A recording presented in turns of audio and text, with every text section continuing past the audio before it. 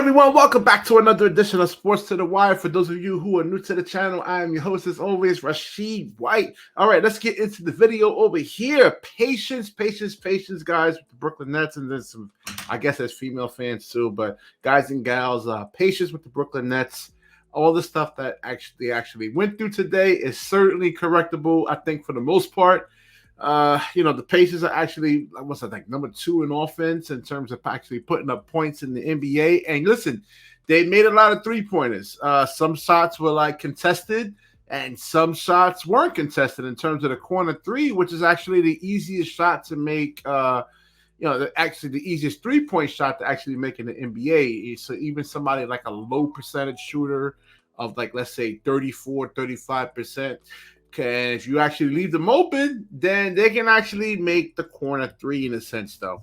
So you don't want to actually give those guys, open shots. So that was my opening thing in terms of like leaving 3-point shooters open. You got to run these guys off the line, man. Especially if they hitting like that. You rather them actually get the 2-pointer than they actually get the 3-pointer in a sense, though. So the Ben Simmons, Nicholas Claxton lineup, I don't think is actually working, because I think people want Ben Simmons to be more aggressive, but then when he does get the ball down there, if Claxton doesn't really provide much spacing. So there's 2 guys on Ben. I mean, they're not being aggressive, but you'll see, like, if Ben makes a move, you'll see another defender cheating over. So it'll, I don't know, man. Maybe to get the Japanese kid, Wanamaker, I think, get him out there, or Marquise Morris, to actually provide more spacing for Ben Simmons. This is where Ben Simmons, where you got to work on that jump shot. So so the Claxton and Simmons lineup will actually work. So too many turnovers for Kevin Durant. You can't turn the ball over, man, especially against like a young team. Like against the Lakers, you can actually do that stuff, because then it's easier to actually get back on defense. But like these young teams like San Antonio, Utah, Indiana, you cannot turn the ball over, man. These are thoroughbreds we're actually talking about here. Memphis is another team. Cannot turn over. You got to take care of the basketball. Got to take care of the basketball. And a lot of the passes were stupid turnovers, man. Not even really like forced turnovers. I mentioned Simmons being double team in a sense, though. I think he actually played a really, really good game. And in terms of like, and I know people want him to be more aggressive in a sense, though, but it all depends on the matchup. Like, you don't want him going up against JaVale McGee. In a sense, though, like with the Dallas Mavericks, that's like a low percentage shot. I think he's hunting and fishing for like really high percentage shots. So if we can actually get a small switched on to him, then that will certainly help there. And he can, you see him actually being more aggressive when the spacing and the matchup is, you want high percentage shots. You don't want low percentage shots. All right, so that's another thing with Nicholas Claxton. I like the fact that he's actually being aggressive, but damn it, when the defense converges on you, pass the damn ball, man. And don't bring the ball down. I mean, was he like 6'11"? You bring the ball down, these guys can swipe at you. Then you got to bring it back up, and these guys are athletic, man. It's not like you're going against like below the rim type plays, man. All these guys can actually, they play above the rim.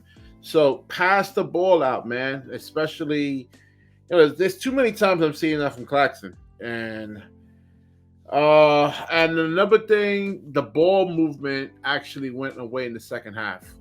It went away in the second half. And let's see. And they need to actually stick with that.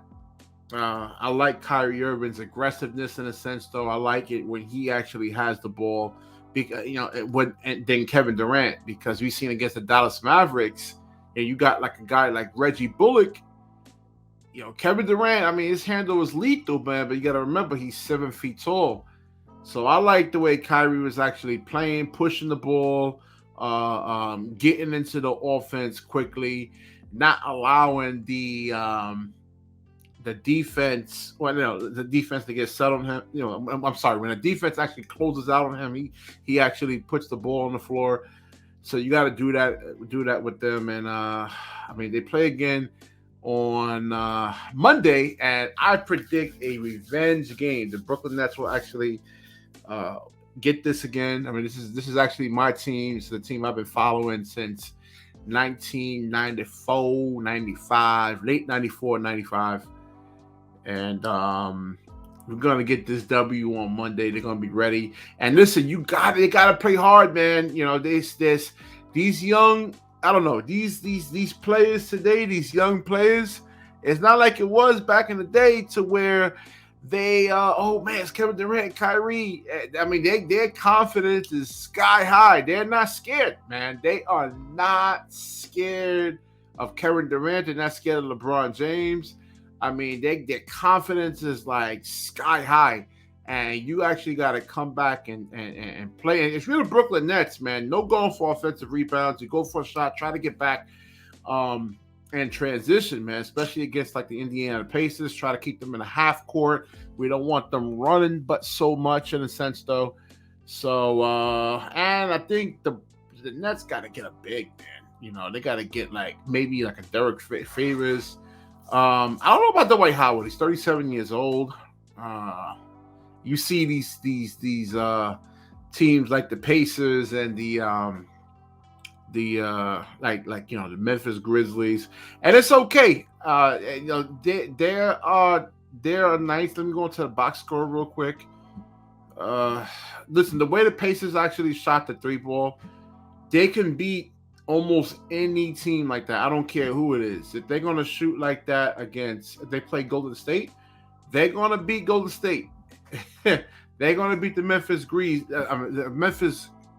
if they're actually shooting that many threes like that. I mean, man, look at the plus minus for Jackson, Halliburton. Whew. Yeah, man. I mean, I think the Lakers and the Nets, I wish we could switch some of these players, man. I mean, athleticism, and they can actually shoot the three. So these guys are not garbage, man. Everybody thinks that, oh, these players suck, and this is why the Brooklyn Nets are going they off was how much 1-5 right now. These teams do not suck. You got to respect your opponent. The players, I'm sorry that they don't suck. I mean, Buddy Hield, where he hit 200 threes. He leads the NBA in terms of 3-pointers actually made. Damn. Whew. 5 out of 11. Look at it. 6 for 6. Halliburton 6 for 10 from 3.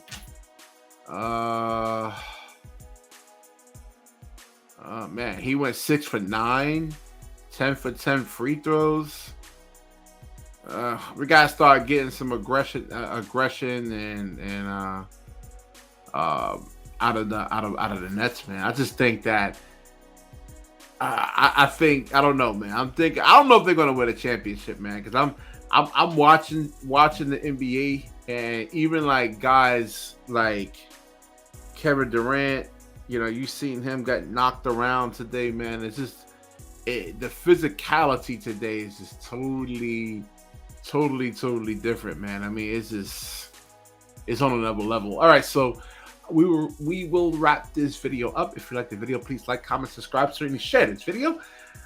When you share, the universe certainly shares back with you. Peace.